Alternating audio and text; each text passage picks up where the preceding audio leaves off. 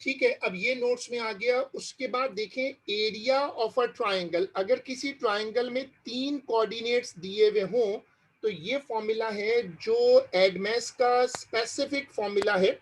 ये फॉर्मूला उसमें नहीं है, हमारा जो रेगुलर कोर्स है मैथमेटिक्स का, ये फॉर्मूला उसमें नहीं है। तो ये वाला फॉर्मूला देखिएगा, ये वाला formula area of a triangle, इसमें आपके पास एक मैट्रिक्स बनी हुई है वो लग जाती है। तो ये कॉपी करिएगा, ये वाला फॉर्मूला कॉपी करिएगा।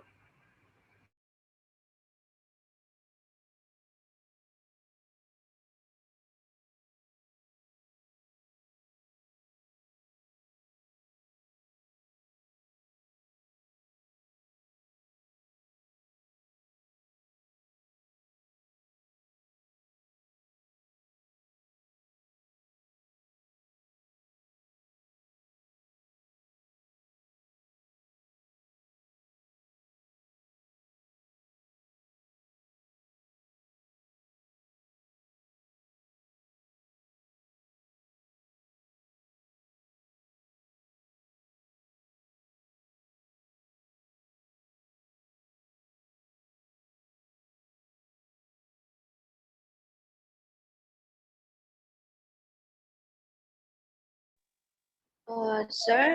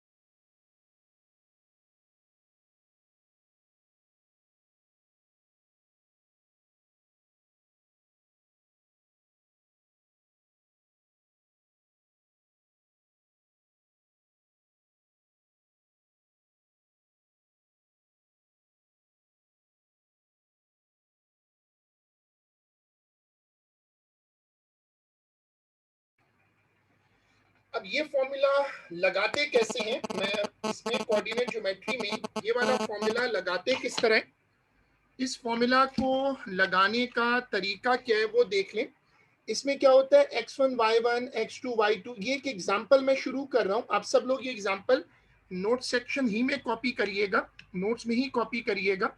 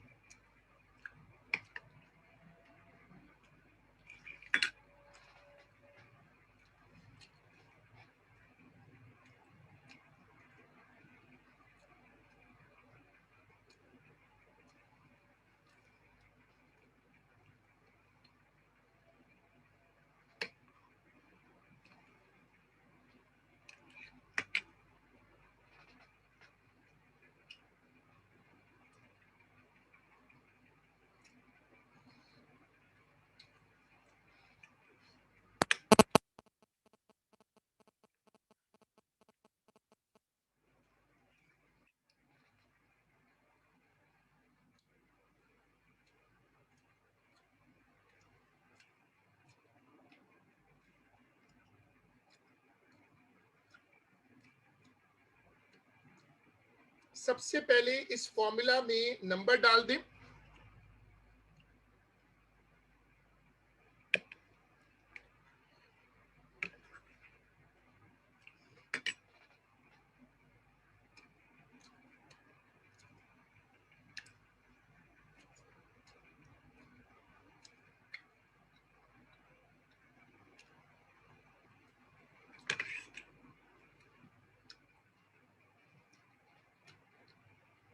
अब देखें सॉल्व कैसे करते हैं। पहले राइट वाली डायगोनल को मल्टीप्लाई कर दें। पहले इतना कॉपी करें, उसी को अपडेट करें।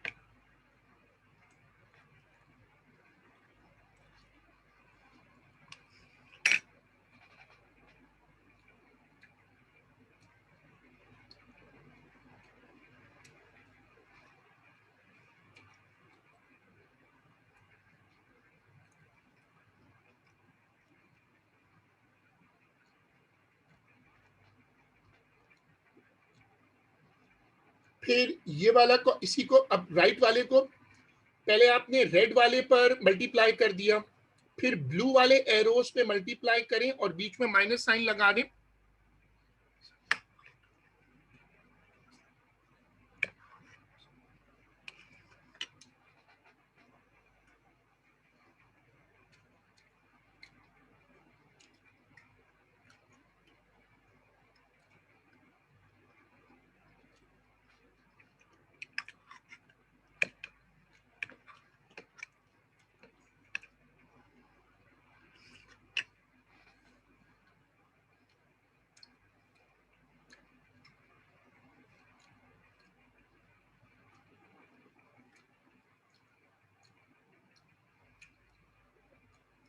फिर इसको सिंप्लीफाई करें। मैंने ये वर्किंग स्क्रीन पे शो किए।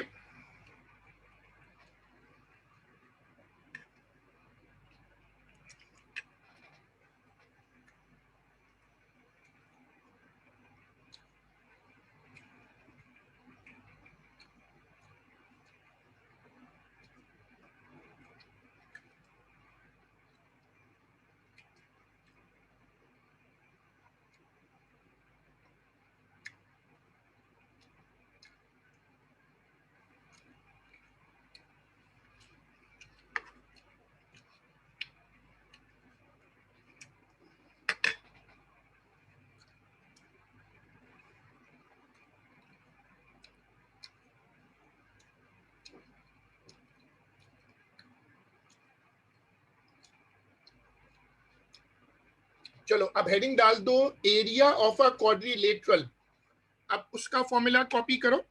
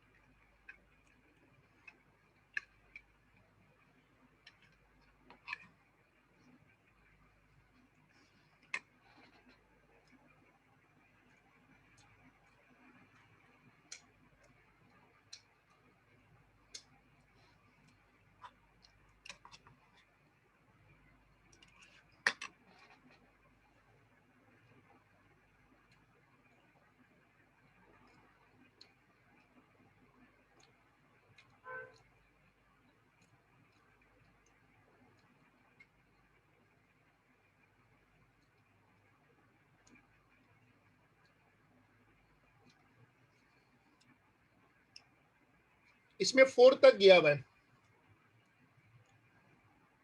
अब देखो इसमें रूल क्या है, जब तुम्हें ये सवाल मिले तो तुम ये याद रखो कि तुम्हें फिगर के बाहर बाहर घूमना है, अल्फाबेटिकल ऑर्डर के पीछे जाना जरूरी नहीं है। अब जैसे ये सवाल है, इसमें ए के बाद सी लेना चाहिए, ए के बाद अगर बी लूंगा तो गलत होगा क्योंकि ए से बी लाइन अंदर से क्रॉस हो जाएगी। ये वाली स्क्रीन कॉपी होगी।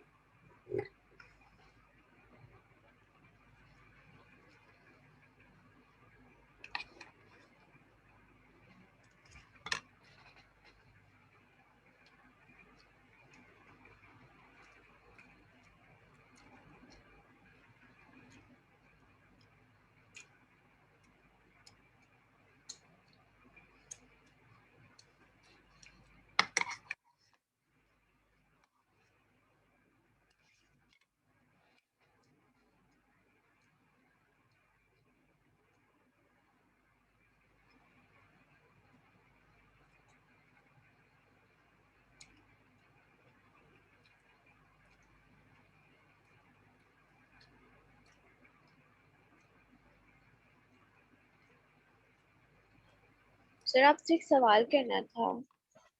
पूछे। Hello sir. सर अगर हमें ए सी बी के कोऑर्डिनेट्स गिवन है और डी के नहीं गिवन तो हम कैसे निकालेंगे? क्योंकि ये एक पैरेललोग्राम भी नहीं है कि हम लोग सेम कर लें, और इसमें वेक्टर भी यूज नहीं हो सकता। हाँ, लेकिन वो कोई ना कोई हिंट तो देगा ना, या तो आपको एरिया दे देगा या आपको 2 इक्वेशंस दे देगा। ऐसे सवालों में ये होता है कि इसके पीछे 2 इक्वेशंस बन जाती हैं। जैसे अगर मेरे पास बी के कोऑर्डिनेट्स नहीं है तो मेरे पास कोई ना कोई ऐसा डेटा होगा कि मैं इक्वेशन बना लूं सी बी और बी डी की, सी बी और बी डी की इक्वेशन बना के उसको साइमल्टेनियस करूंगा तो बी के कोऑर्डिनेट्स आ जाएंगे।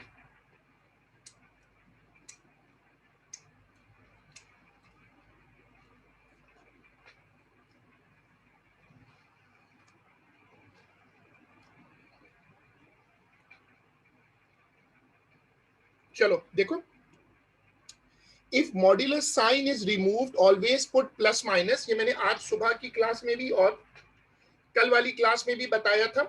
अगर किसी ने सुबह वाली क्लास मिस की हो तो वो मैंने डाल दी है यूट्यूब पर, और मैंने पूरा पोर्टल बनाकर व्हाट्सएप ग्रुप पे डाल दी है ताकि सर्चिंग बहुत आसान हो जाए अब सबके लिए। ये वाली स्क्रीन कॉपी होगी।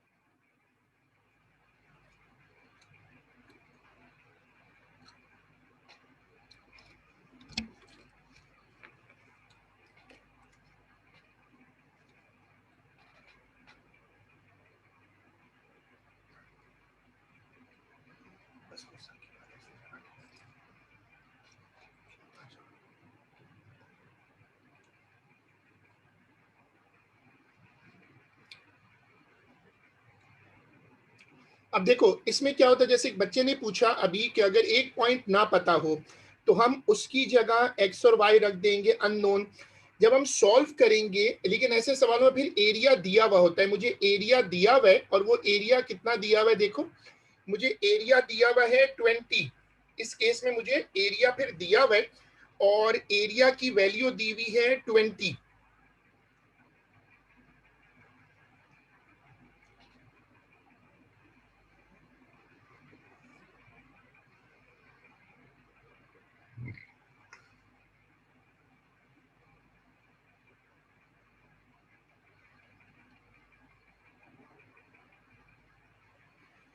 मुझे एरिया की वैल्यू दी हुई है 20, तो जब मैं उसको सॉल्व करूंगा तो फिर मैं जब मॉडुलस हटाऊंगा तो प्लस माइनस लग जाएगा। ऐसे सवालों में फिर ना क्या होता है कि ऐसे सवालों में फिर इक्वेशंस बन जाती हैं, इक्वेशन को फिर आप साइमल्टेनियस कर लें, या वो कुछ ना कुछ और एग्जामिनर कुछ ना कुछ हिंट देगा।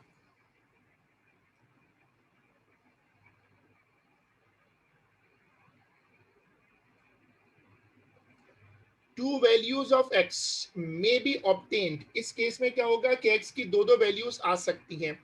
चले अब हेडिंग डालिएगा डायगोनल्स रूल। अब जैसे आपको ये पैरेललोग्राम नजर आ रही है, तो एक डायगोनल इधर से आ रही है, एक डायगोनल इधर से आ रही है, बीच में एक मिड पॉइंट है। Mid point of A C is equal to mid point of B D, ये पैरेललोग्राम है। तो पैरेललोग्राम में क्या होता है कि दोनों तरफ से मिड पॉइंट सेम होता है। ये वाली स्क्रीन कॉपी करें।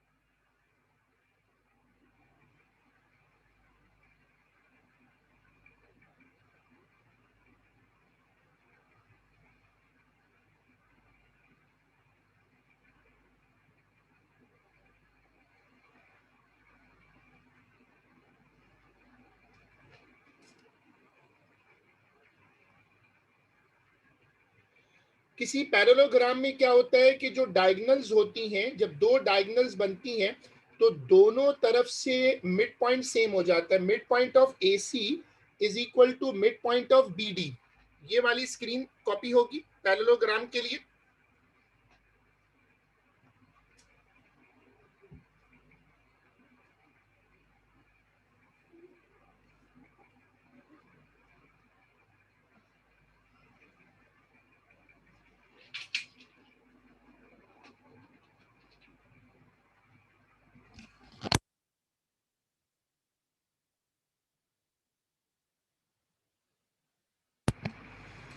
ये रूल सारी सिमेट्रिकल फिगर्स पे लग जाएगा। This rule will be valid for all symmetrical figures. this proper this property is used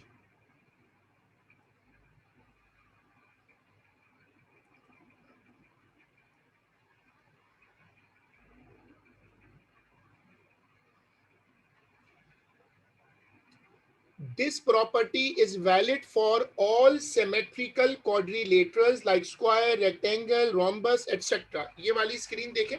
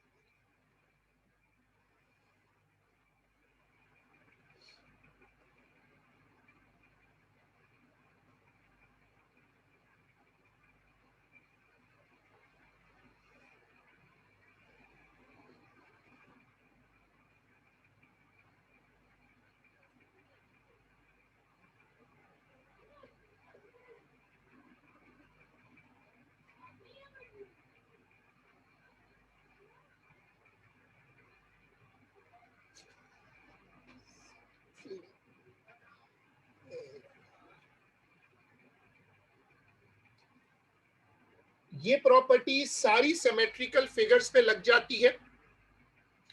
चलो उसके बाद अब देखो मैं रख रहा हूं नंबर 2 पे, diagonals are perpendicular to each other, ये कौन सी फिगर है? This is a rhombus. एक रोम्बस में चारों साइड्स बराबर होती हैं, रोम्बस में चारों साइड्स बराबर होती हैं और डायगनल्स जो है वो एक दूसरे पे परपेंडिकुलर होती हैं। ये वाली चीज कॉपी करिएगा, ये रूल है रोम्बस से related.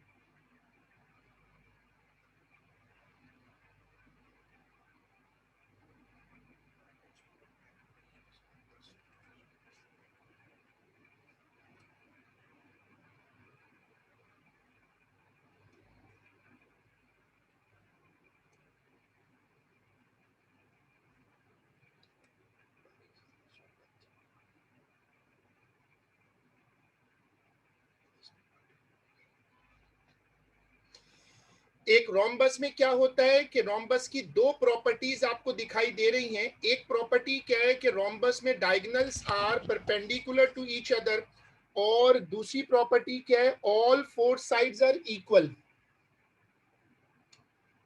Distance between a line and a point, ये भी ऐसा कॉन्सेप्ट है, ये भी ऐसा कॉन्सेप्ट है जो आपके पास ओ लेवल मैथ्स में नहीं है। ये बेसिकली ओ लेवल मैथ्स का कॉन्सेप्ट नहीं है, बल्कि सिर्फ ओ लेवल एडवांस में आता है।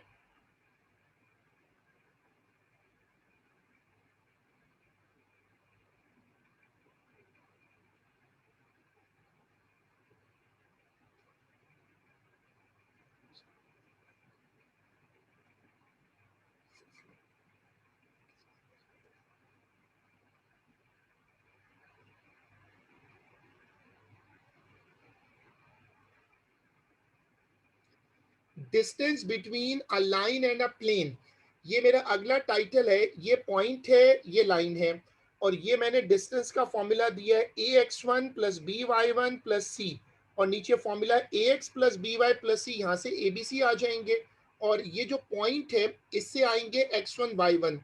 तो सब लोग ये वाली स्क्रीन देखिएगा,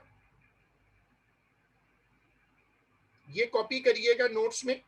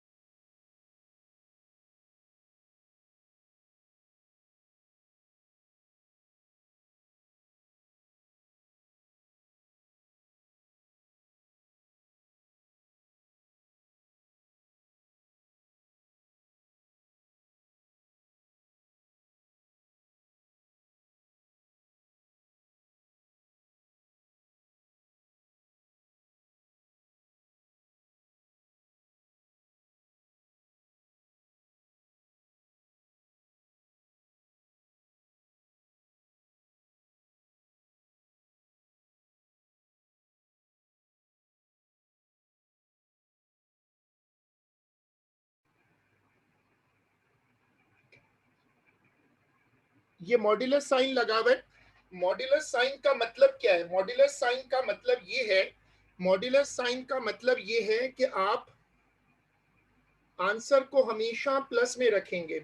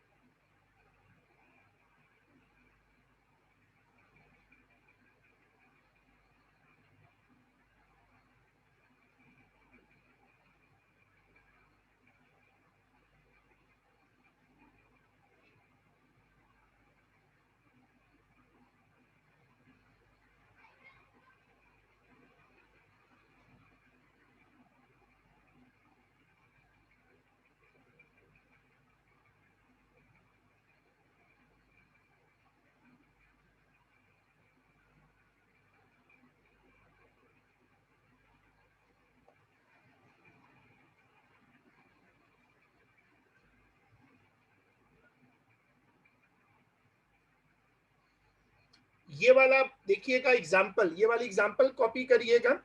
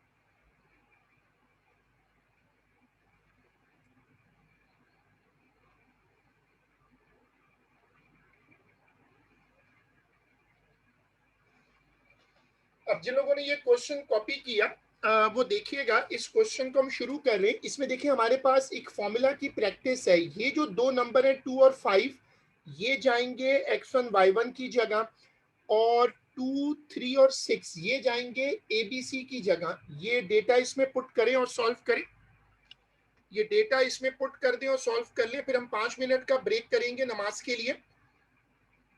इसको पुट कर दें और फिर सॉल्व कर लें। हम इसके बाद 5 मिनट का ब्रेक कर रहे हैं नमाज के लिए। सर ये ए बी कहाँ से आया? देखो ये जो फॉर्मूला है ना, इसमें ये होता है ax, ये होता है bx और ये होता है c। अगर आपने ये फॉर्मूला कॉपी किया है ना, तो यहां से देखिएगा असल फॉर्मूला ये है ax plus by plus c। तो ये जो नंबर होगा वो a होगा, ये वाला नंबर b होगा और ये वाला c होगा।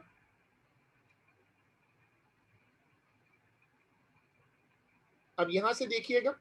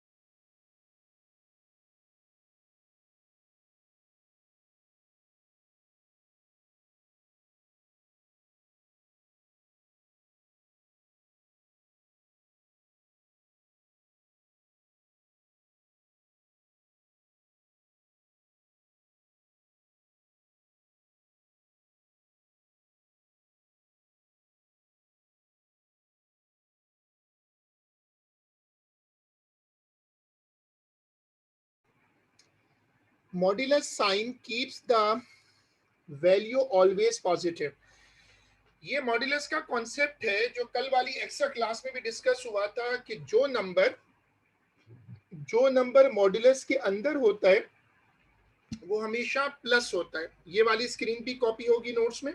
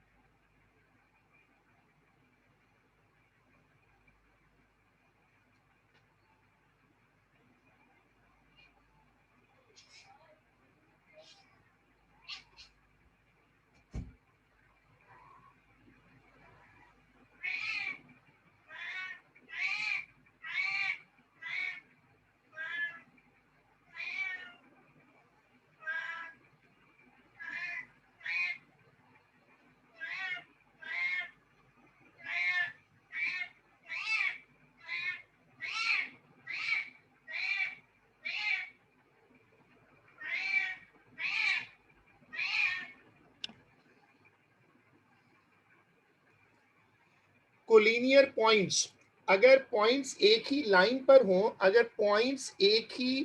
पर हों, जैसे ये आपको नजर आ रहे हैं 3 पॉइंट्स,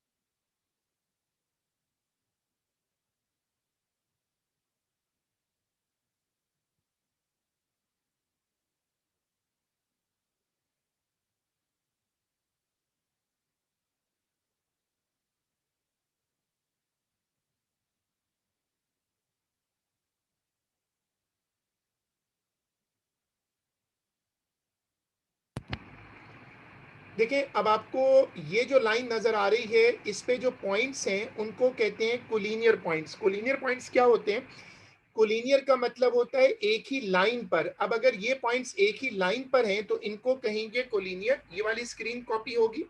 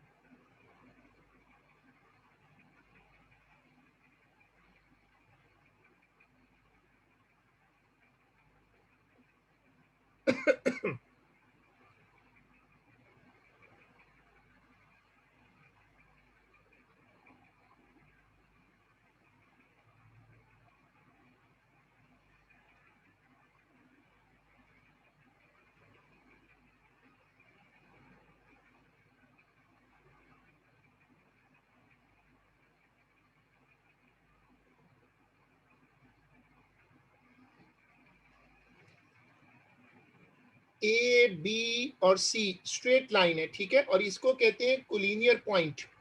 अब आ जाओ अगले कॉन्सेप्ट पर, और ये कॉन्सेप्ट है परपेंडिकुलर बाइसेक्टर। देखो अब ये जो कॉन्सेप्ट है, ये वाला कॉन्सेप्ट है परपेंडिकुलर बाइसेक्टर का। परपेंडिकुलर बाइसेक्टर क्या होता है? ये वो लाइन है जो बिल्कुल बीच में से कट करती है, और ये बीच में से कट करती है मतलब बाइसेक्ट करती है, और ये 90 डिग्री पर भी है, मतलब परपेंडिकुलर भी है। तो इसका जो ग्रेडियंट होता है वो गिवन लाइन के ग्रेडियंट का -1 अपॉन होता है। तो अगर इसका ग्रेडियंट 2 है, इस वाली लाइन का ग्रेडियंट 2 है, तो इसका जो ग्रेडियंट होगा इस वाले का, वो होगा -1/2। अब ये वाली स्क्रीन कॉपी होगी।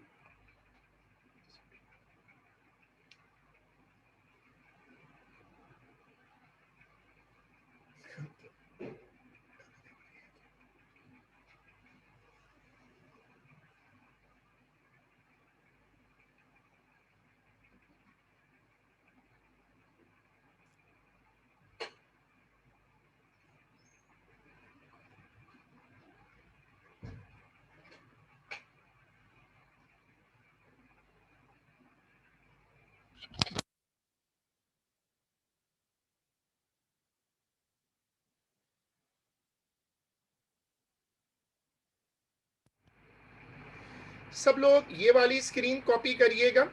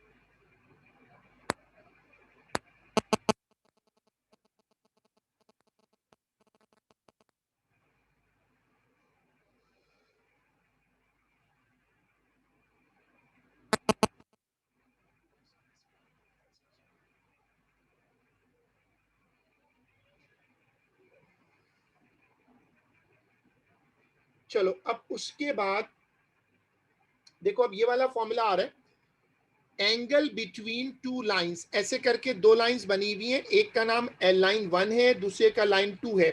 हमें इनके बीच में जहां ये लाइनें कट कर रही हैं वहां पर एक एंगल निकालना है। This is called angle between two lines. This is angle between two lines. tan theta is equal to m1 minus m2 upon 1 plus m1 m2। ये वाली स्क्रीन कॉपी होगी नोट्स में।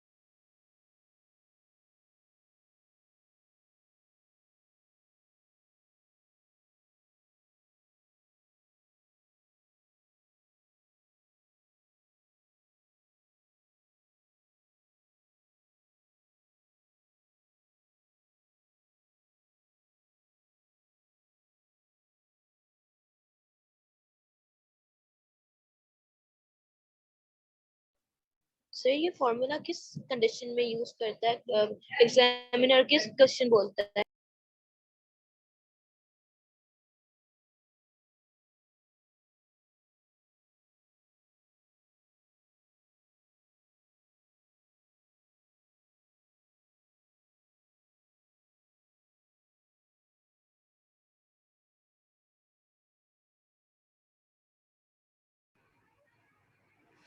क्वेश्चन रिपीट कर दीजिएगा जो अभी क्वेश्चन पूछ रहे थे इसमें।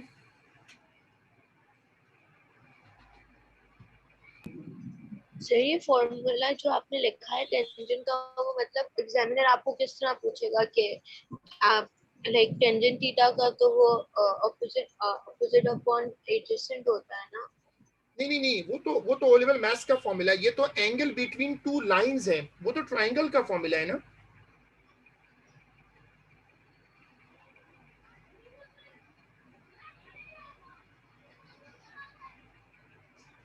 ये सवाल पूछते अगर पूछेगा तो ये पूछेगा कि find the angle between two lines.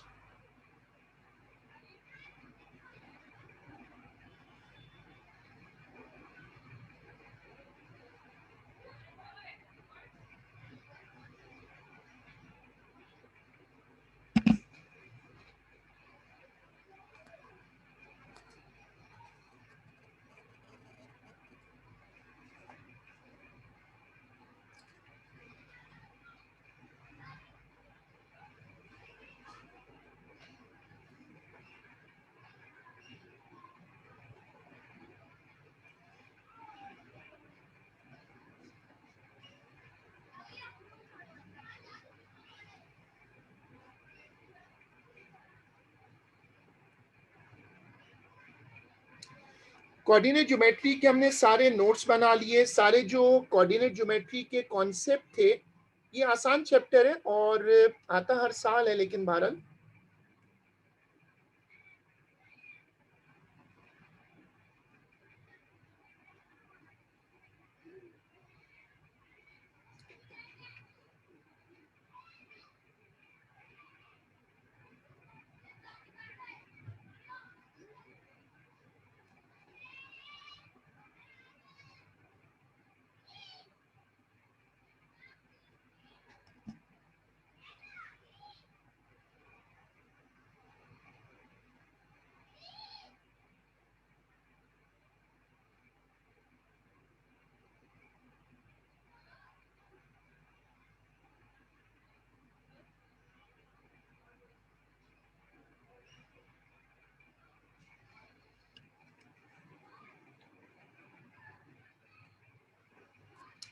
अब हम इसके एक दो क्वेश्चन देख लेते हैं ताकि फॉर्मूलाज की रिवीजन हो जाए। वैसे हम इसकी ज़ाहिर है कि हमें इस पर एक सेपरेट पास पेपर क्लास रखनी होगी, क्योंकि जैसे हमने फंक्शंस की भी पास पेपर क्लास रखनी है, तो जो पास पेपर की क्लासेस है हमारी वो सेपरेट हो रही होती हैं। तो हमने अब इसके लिए एक क्वेश्चन रखा है। क्वेश्चन देखिएगा स्क्रीन पर। आप लोग नोट सेक्शन बंद कर दो और नोट सेक्शन बंद करके आप ये वाला ईयर नंबर नोट कर लो, या तो वो जो बुक है हमारी पिंक कलर की जो बुक है उसका यूनिट नंबर 7 है और क्वेश्चन नंबर 20, या वो रख लो, या पास पेपर की जो तुम्हारे पास कोई भी बुक हो वो निकाल लो।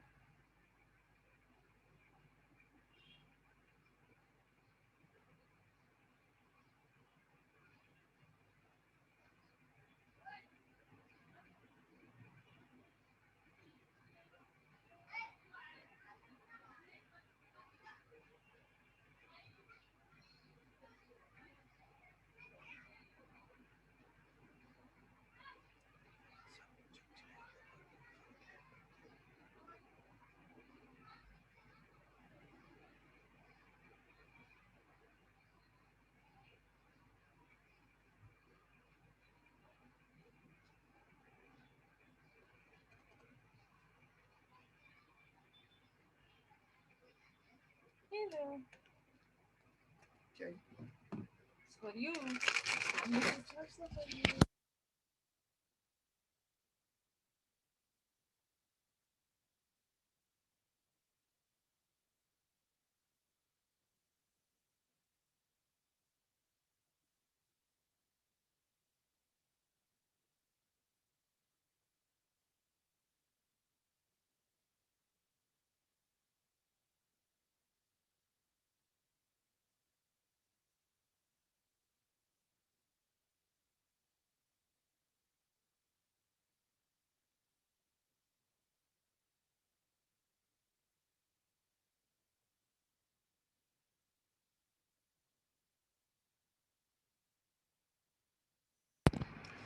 पहली पहली लाइन पढ़े, solution to this question by accurate drawing will not be accepted.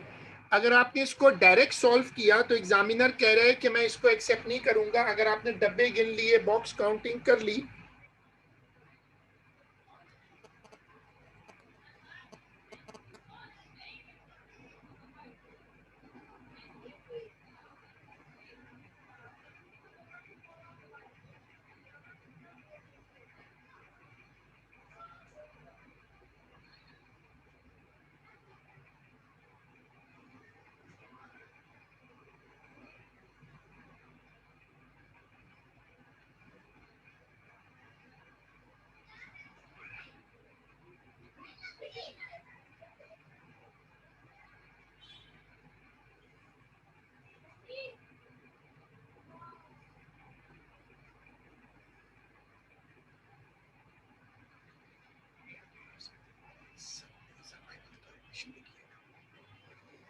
पढ़ो। The diagram shows a quadrilateral ABCD in which A is the point 1,4, B is the point 6,5.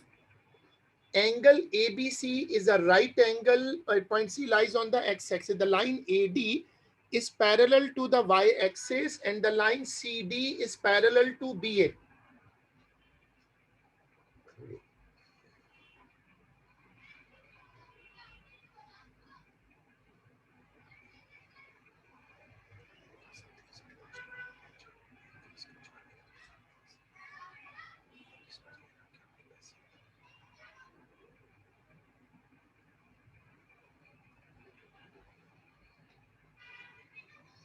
The equation of the line CD, सबसे पहले मुझे निकालनी है CD की equation. अब CD की किसी लाइन की इक्वेशन निकालने के लिए क्या चाहिए होता है? अगर तुम्हें किसी लाइन की इक्वेशन निकालनी है तो तुम्हें दो चीजें चाहिए, एक तो ग्रेडियंट और दूसरा तुम्हें चाहिए होता है वो ना क्या नाम, एक तो चाहिए होता है ग्रेडियंट और दूसरा चाहिए होता है इंटरसेप्ट यानी C। ये जो ऊपर लाइन चल रही है, ये वाली लाइन, इसके मेरे पास दोनों पॉइंट्स हैं। तो ऐसा करते हैं कि इसका ग्रेडियंट निकाल लेते हैं और उसको रख के ना इसका ग्रेडियंट बन जाएगा। ये लाइन एक्स एक्सिस को यहाँ कट कर रही है, लेकिन हमें चाहिए C, वाई इंटरसेप्ट। तो अब ये क्वेश्चन शुरू करें सब लोग, ये वाला क्वेश्चन शुरू करें। हमें उसने डेटा दिया है और इक्वेशन ऑफ CD निकालने। सबसे पहले क्या करो, AB का ग्रेडियंट निकालो, ग्राफ पे जाओ। C के कोऑर्डिनेट्स होंगे x,0, क्योंकि C किसके ऊपर है? C है x एक्सिस पे, C है x एक्सिस पे। अब ग्रेडियंट जो है उसको रखो और इक्वेशन बनाकर x की वैल्यू निकाल लो। सब लोग ये वाले स्टेप्स देखो।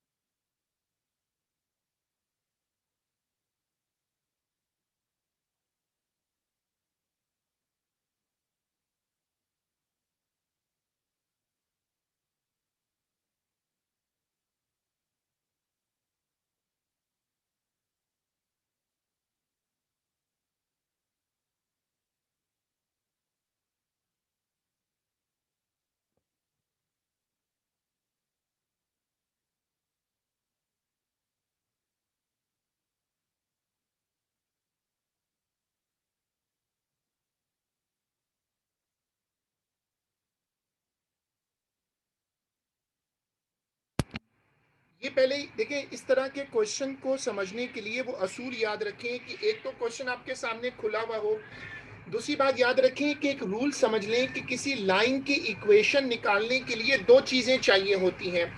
अगर आपको किसी भी लाइन की इक्वेशन निकालनी है अगर आपको किसी भी लाइन की इक्वेशन निकालनी है तो उसके लिए दो चीजें चाहिए।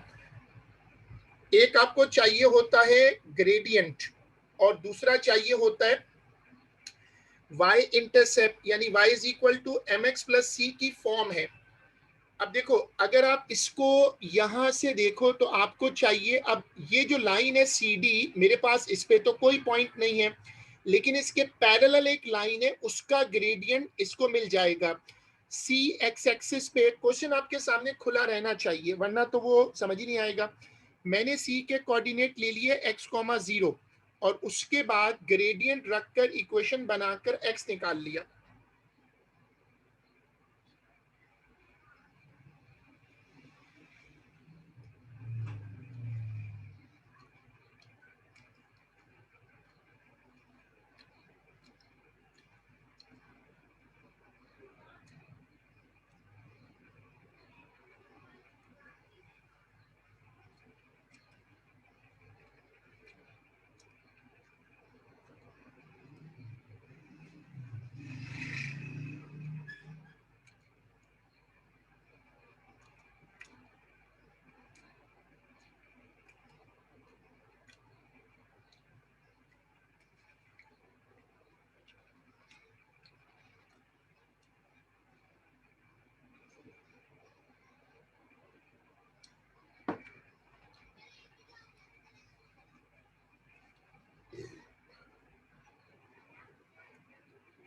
अगला स्टेप देखो, C is on x axis, C के कोऑर्डिनेट आ गए, AB पैरेलल टू CD है, तो CD का ग्रेडियंट 1/5 हो गया।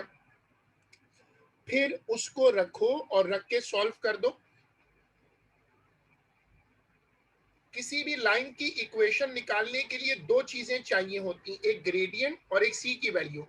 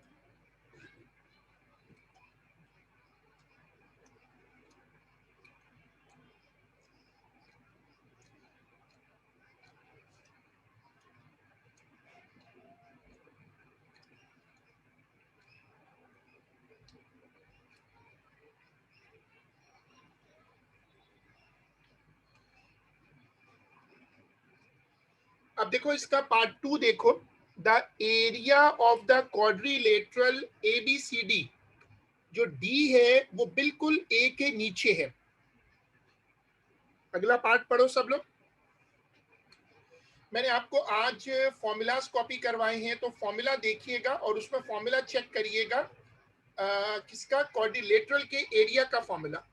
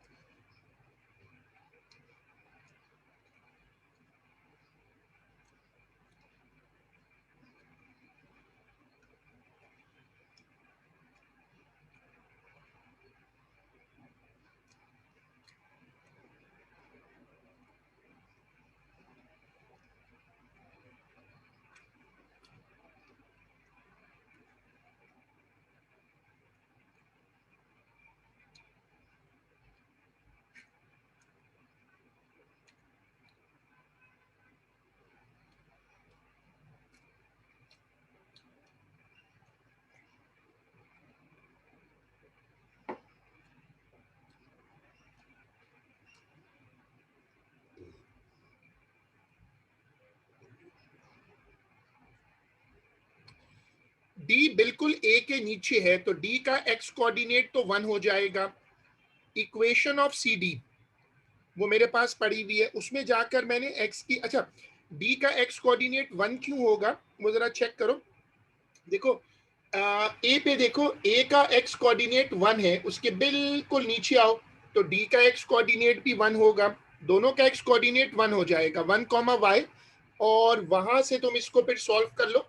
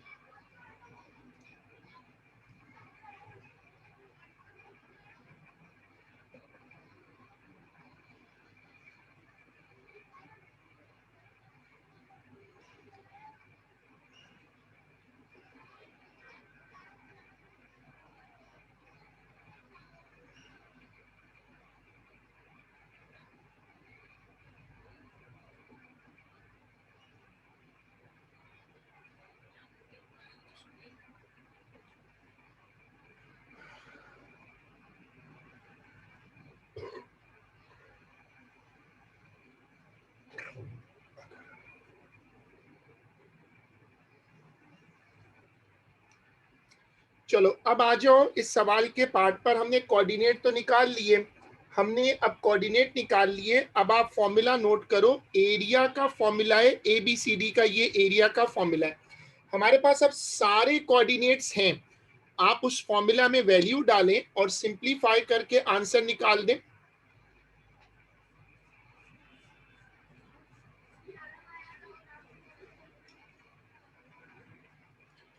For you.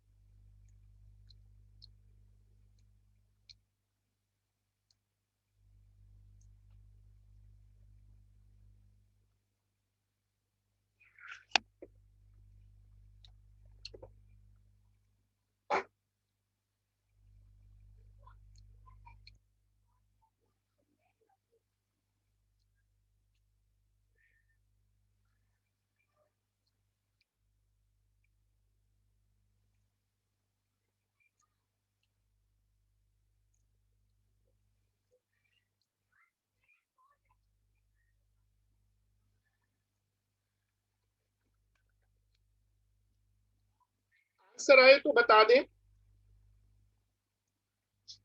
मेरे पास जो आंसर आ रहा है वो है 28.6।